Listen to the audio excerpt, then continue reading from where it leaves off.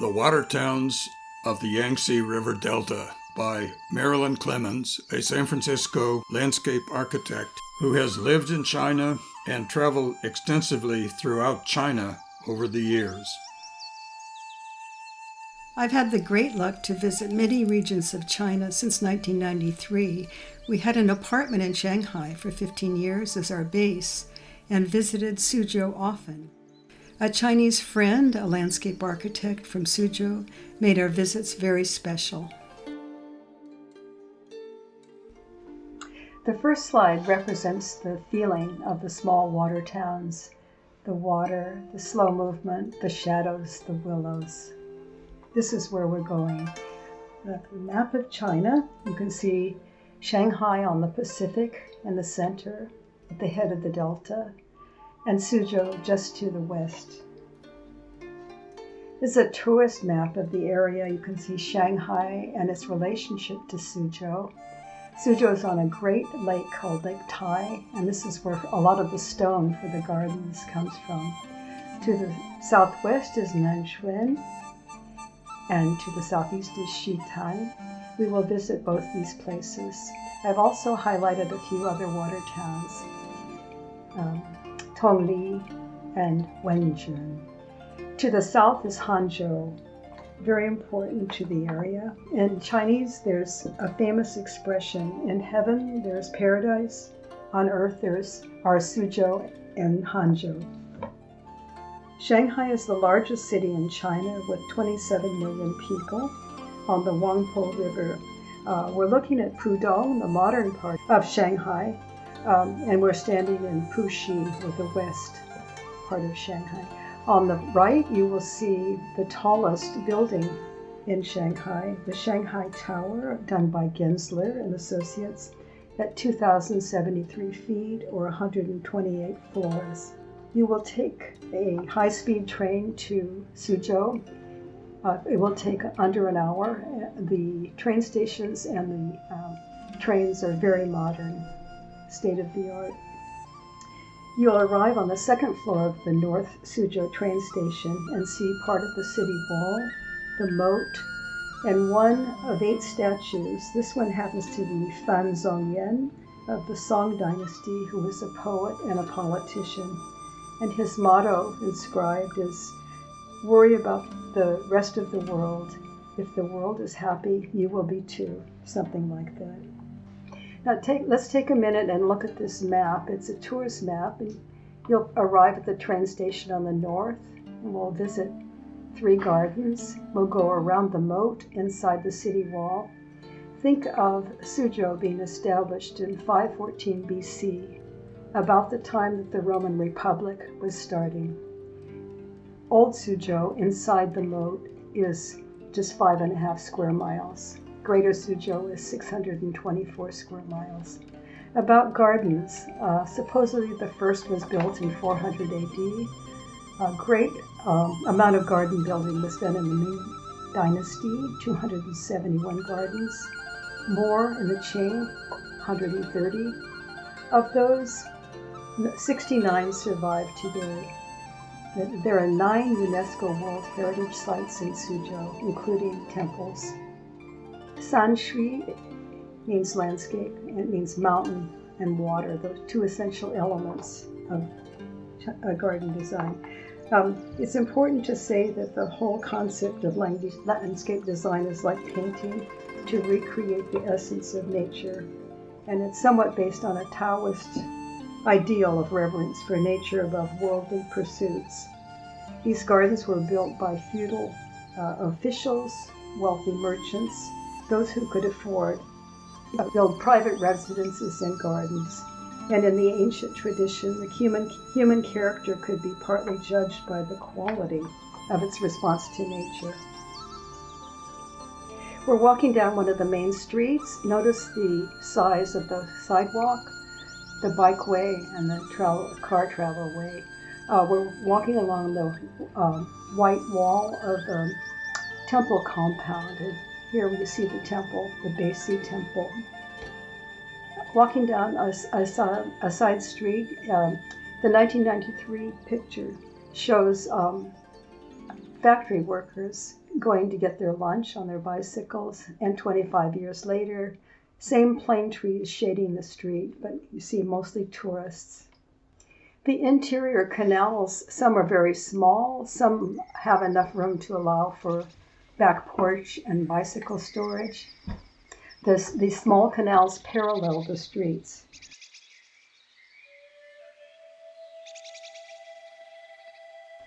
Here we have the entrance to the garden of the humble administrator. Note the roof line. There is always some tail of an animal at the eaves protecting the building. Notice the whitewashed walls and the gray tiles. This is also a UNESCO World Heritage Site. Inside there will be a large wall blocking view into the garden also. This was built in 1509. It's 10 acres and is the largest in Suzhou. It has all the characteristics of these classic gardens in that the view is blocked. There are a series of framed views, and the garden is seen as a retreat for tranquility, beauty, contemplation. All the structures are sort of regular in form, but the landscape is free-flowing, and you're meant to experience it in movement. Here's a plan view of the garden that gives you an idea of how much water there is. In the north, there will be a lot of rock formations representing mountain, and the buildings are clustered around the water. All the buildings have fanciful names, some from poems, and sometimes they're very strangely translated. I'll give you a few examples. One is Pure Will and Far-Reaching Mind. Another is Listening to the Rain Studio. I could do a whole show on this garden alone. This is one of the largest buildings. See that it's reflected in the water. The water is very important to creating mood in the reflections and reflecting back light. All the windows and open out onto the garden and to views of the water. The name 36th Pair of Mandarin Ducks Hall, I don't know the origin. Possibly that in mythology, Mandarin ducks mate for life, and they are a faithful couple.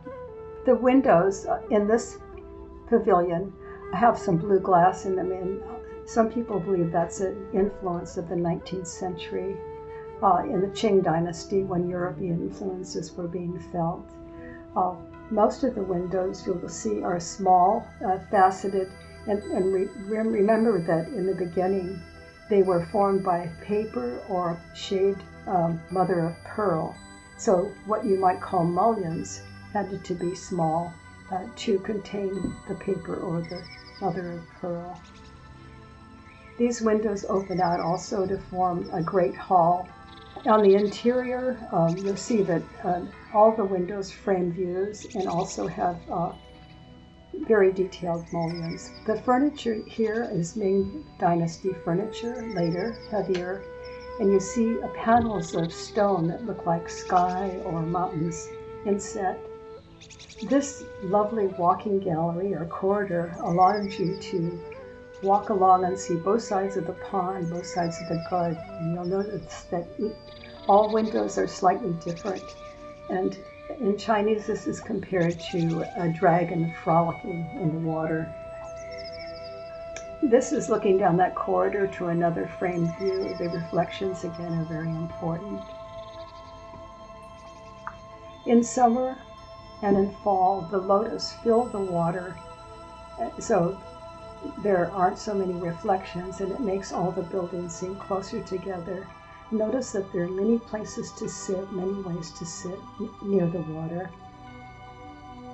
You can stay as long as you want, as long as the park is open. This pavilion, called Fan Shaped, was inspired by a poem, and it means that the owner would sit here alone, perhaps at night, and the poem goes, "Who is sitting here? The gleaming moon, the wind, and I." So a solitary visit. So it's facing east, and it's a good place to watch the moon. Another pavilion surrounded by vegetation. You can just sink in there. You can sit inside, you can sit on the edge. There are many creative screen doors or windows that open out, but also framed views of the garden. Here we have a few more pavilions, places to sit, surrounded by vegetation. See the reflections. The little boat is for the maintenance, not for visitors. These are Ming era, so the earlier dynasty chairs. You can see they're much more simple and elegant. There are many art shows in the gardens. This happens to be a demonstration of weaving or sewing on silk. They often make transparent panels or framed pictures. Very meticulous, time-consuming work. And for the 21st century gentleman, a local TV station has provided the equipment and small screens so that you can keep up on the news.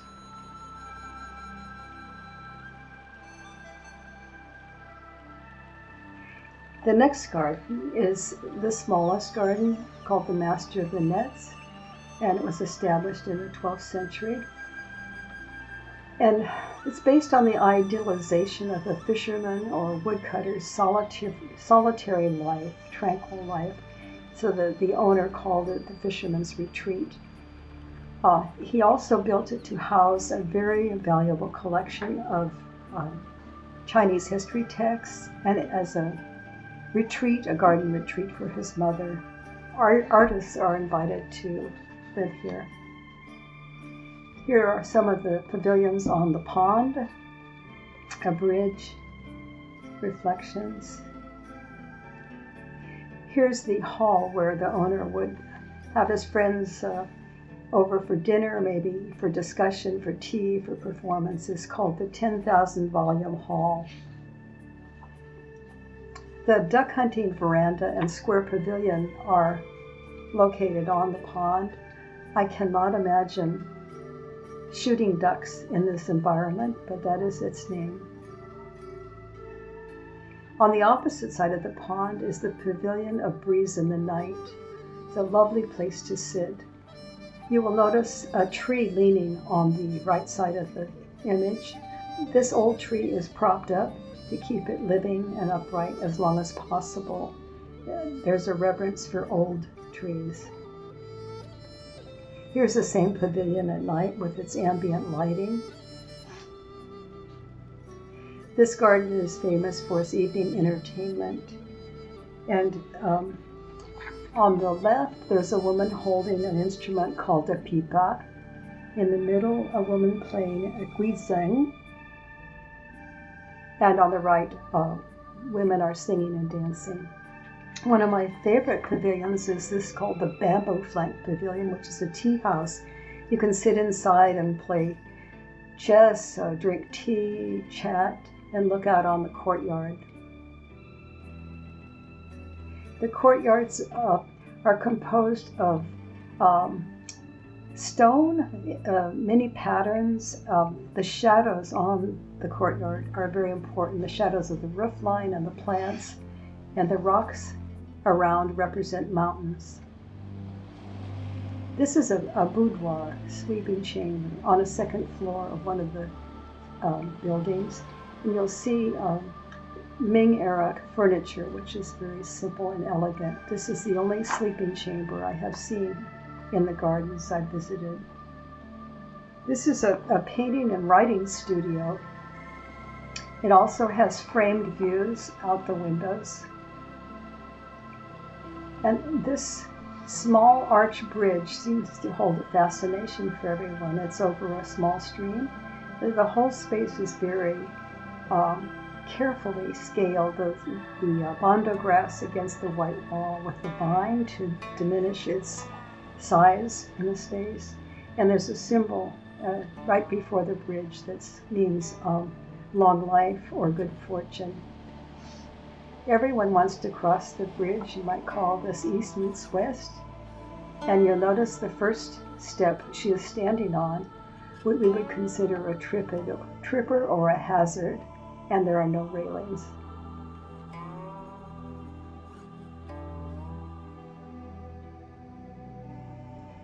The third garden is the oldest, the Surging Wave Pavilion, supposedly owned by a poet and built in 1044.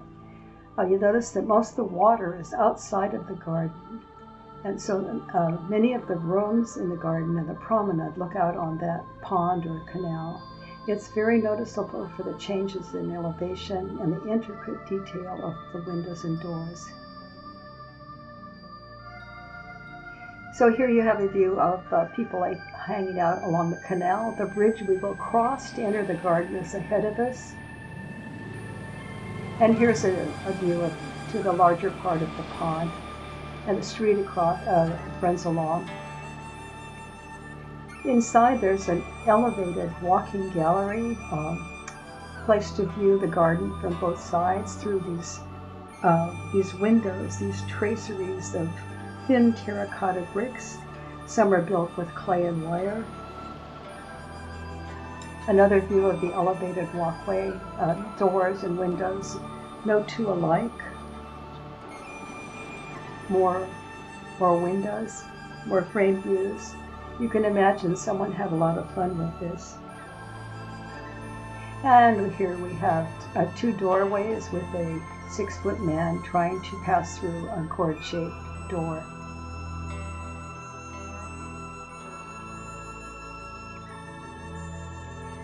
Okay, now we've come to the Yangtze Design Museum in 2006. It was believed that it might be his last work. We know that he died only a few years ago. His family was originally from Suzhou, and this is his tribute to the city that he loved and visited often. He's, of course, taken the white walls and the gray roof line, but instead of timber roof or a clay bricks, he has a steel roof line and metal sunscreens. There, of course, is an interior pond with the carp and the lilies. In the back, you see his version of the mountains. His mountains are granite, really quite sculptural. My first visit was in the fog one December, and it seemed to bring silence to the place, and the views were just ethereal. This frame view is a particular favorite of mine. Back to a sunnier day and the pavilion on the water with the carp and the places to sit, the small bridge with no handrails. Inside the museum, there's a wonderful historic collection, many local finds. Here are two golden dragons from the Tang dynasty, a silver mirror stand from the 13th and 14th century, and one view of the corridors. You see how austere, in a way, they are, how abstract from the Suzhou style. And in the cafe, there is a Suzhou style window, fragmented, beautiful. Okay, so now we're going around the moat for a leisurely ride. It'll be 5.5 miles. We got on near the Surging Wave Pavilion and sort of had to leap into this slow boat. They have cleaned up the moat a lot in recent years to provide pavilions and access to the water for the people who live there as well as tourists. And there are many, many ways to enjoy the edge of the moat. Passing under new bridges, passing new housing that it abides by the height limits of old Suzhou. And here we go under a bridge, and we're going to enter the interior canals. You can see the city wall and one of the city gates. As we enter the canals within the city, you'll see that we're going past people's backyards, their utility areas, maybe their back garden. Some of the views are quite gritty. Some of the buildings may seem like they may fall down. Here we have two boats passing each other. We go under bridges that are pedestrian streets.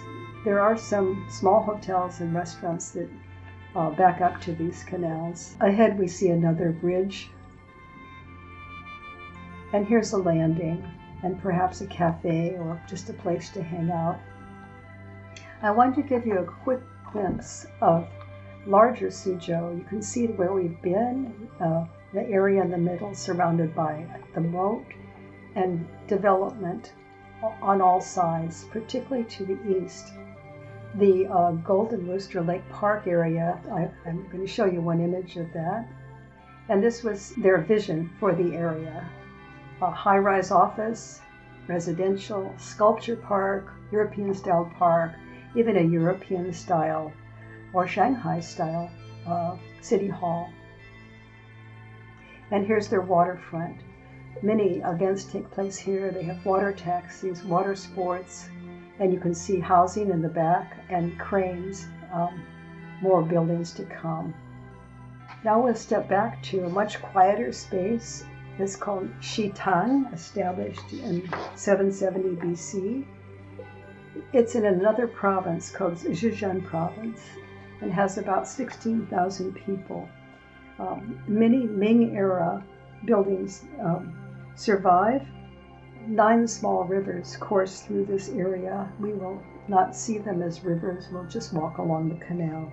And when you arrive, you'll walk or boat. This is the feeling of the place, much more rustic. The canal is its main street. You can see that the walkways along the canal are covered. This area is very hot in the summer, and it also gets a lot of rain. There are places to rent along here, as well as regular residents. You'll see gardens. Here's a temple, and on the top you have 2 dragons playing with a pearl. And this Chinese people recognize this right away as protection for the temple. And there are also 2 old tails on the end of the eaves. In mythology, the owl tails also protect the building against fire. But basically, they're all to protect the Buddhist entity. You'll pass by courtyards with faceted windows, and here they happen to be metal. You can visit old buildings. This happens to be one of the Ming buildings where they were having an art exhibit, and this window detailing represents clouds. You go under or over bridges that are pedestrian streets, and encounter widened parts of the canal where there are parks and walkways and bridges.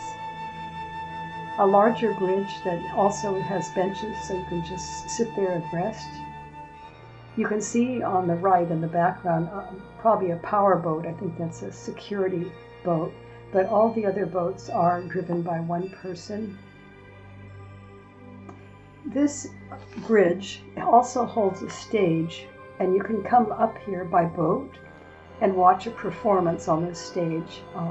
And maybe you could rent the boat that's sitting over there to the left and have a drink and a private place to watch the scene. Here we have another little boat going under the stage. Okay, now we're at Nanxun, which is twice as large as Xitang. It's similar, but it's more fixed up for tourists.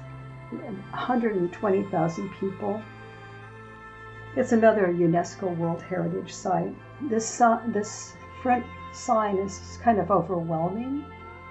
This monumental entrance is quite new. I guess they feel that this is what a World Heritage Site deserves. But as you enter, you'll walk around or take a boat, and you'll see that it's very, very pleasant to just stroll around. People going up and down stairs with their bikes. See these buildings, you'll find this very typical of the area, and even to the west towards the mountains, the tilted roof line of gray clay and the whitewashed walls. Note the corridors. The walkways are often covered in this town. Here, grandparents are teaching their grandchild to fish. And across the way you see laundry hanging as well as lanterns. Two more covered walkways, people going on along with their lives. Here's another temple, and an intersection of two canals, the larger one and a smaller. And to the left, modern housing. Another bridge walkway with seats, and a restaurant right on the canal. You can sit there, have lunch, and watch the boats go by. Here's a almost floating garden, someone's private garden, and in the back you can see people on their back porches. A wider part of the canal, an area that is primarily residential, a few shops. You can see laundry hanging, and the covered corridors. And here's our boat, quietly going down the stream. Here's a widened area off one canal, a veritable pond with a water spray to keep the water circulating. It was owned by a wealthy person in the Ming Dynasty. The windows, if you can call them mullions, are just exquisite. This is a library. And these are a collection of wood blocks to stamp books. Very valuable old collection. One example of some of the beams, interior beams, finally worked. There's a boat scene there. And here's a man strolling along, possibly going to Tai Chi, maybe he's going to work. Here we're back in Shanghai, and the reason I'm showing this map from 1939, that's basically the colonial map, is because Shanghainese recognize these areas as French concession, the British area or international area, and the Japanese area to the north. Suzhou Creek, very important, used to be the transport from Suzhou of vegetables and construction goods down to the Yangtze River. Our apartment was right north of Suzhou Creek. And you see the Chinese city, which is, of course, not called that. It's called the Old Town, and that's where we're going next. Here we are in Old Town, which is usually full of people, the Old Town God's Temple Market, full of shops, restaurants, tea houses, and people. And there you will cross the Nine Bend or Nine Turn Bridge to the garden. Here's another view of the area and the bridge.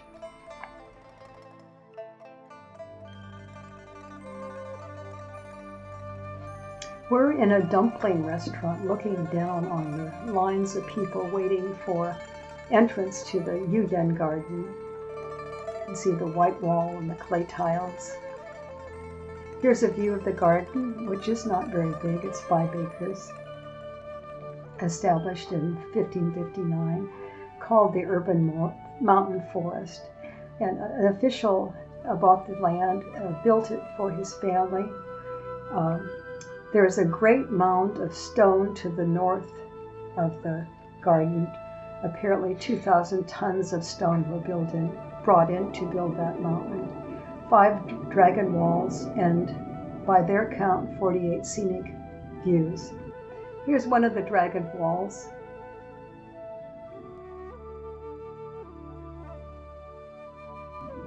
Inside there are a lot of intimate spaces that have framed views. You find yourself twisting and turning, going around. There's no set itinerary. Many small red painted buildings. This is the 3-corn ear hall. I don't know the origin of the word, but we assume it's associated with agriculture. And here are several pavilions on the pond, a terrace to view the fish, and one mountain. A corridor crossing the pond, so you can look at it in 2 ways, and a large pavilion beyond. You can also cross the pond on these rocks. You may have to wait for someone feeding the fish, but there are many ways to go around the garden. The building has, at the end of the corridor, often has art exhibits, but it also gives you vistas over the whole garden and even to the city from up the upper floor. Notice the roof line. On the roof, the crane represents long life, and the phoenix or dragon represents strength, of course. These protect the building, and you also see a man on horseback. This also represents the mountain, this great mound of stone, and on top of it is a pavilion called the Tower of Joy. And these uplifted eaves represent joy. We're standing here on a pavilion called for viewing frolicking fish, and you see the water goes under one of the walkways. This pavilion once was where the Small Sword Society met to plan an uprising against the imperialists in the 19th century. It didn't work that time. A lovely view of the Tower of Vitality, also on a pond. Willows everywhere, rock everywhere. A floating pavilion, one of the prettiest. And more upturned roof lines. I'm sure all these animals once meant a lot, but now I think they're just pure joy. The elephant in Feng Shui means strength, protection, wisdom, and good luck. More intimate spaces, places to sit and rest, detailed windows, shadows of plants. And finally, another window where you have a clay sculpted crane, plants, and a real wisteria coming through from one side of the garden to the other. And here we are back to Shanghai at night, looking at Pudong with all its buildings lit up, except the Gensler Tower doesn't have its top lit for some reason. There's only a very faint light at the top.